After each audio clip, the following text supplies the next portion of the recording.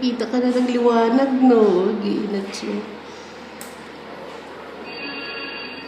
Oh, dumidilat. Dumidilat na siya. Oo. Nagugutom yata eh. Maputi siya, oh.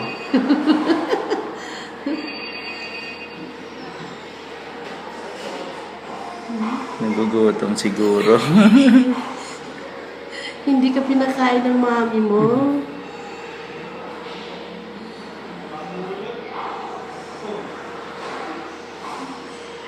Grabe ang likot mo. Nagugutom yun. At saka dumidilat siya. Oo. Naku, mas matalino ito kay Lian na, oh. Ito yung ano niya. Wala ka ng damit, baby. Siya eh. Malikot pala.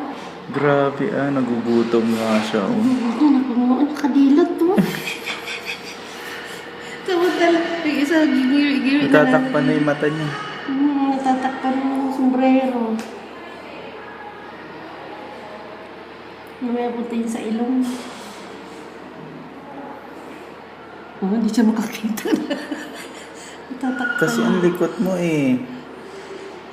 Grabe. Malikot siya. Tinang natatakpan na yung ano, natatanggal na yung takip. Kamuk, anong pamangkin mo? Oh?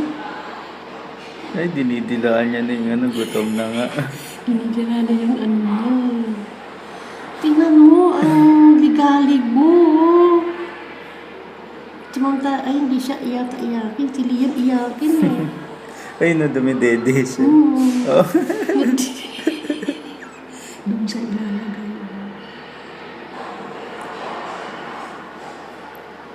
Oh, wala na. Natakpan na mata mo. Gutom siya eh. Tubig na ang laman ng tiyan ni Mario. Yung sombrero. Mata niya, oh. Malikot. Thank you.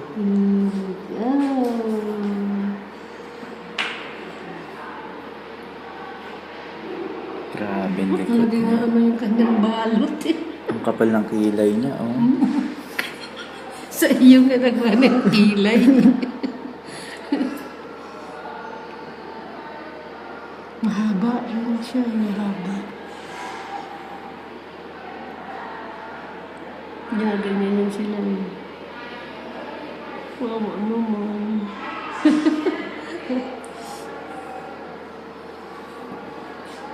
Grabe ka. Tanggal na yung sapin mo. Samantala yung isa, steady lang siya eh. Baby na.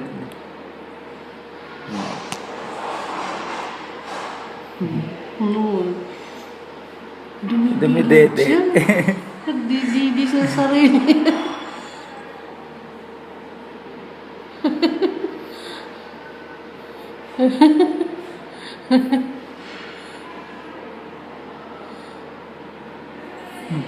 Ang puti niya, oh. Oo, puti niya.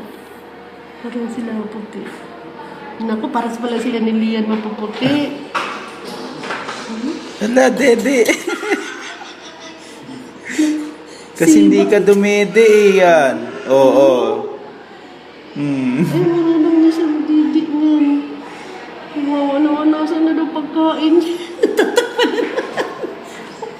Natatakpan na naman mata niya.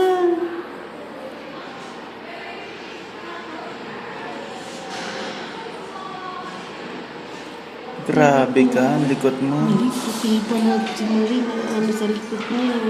Sir, excuse me. Mag-explain na ako para sa explanation na lang. Sige.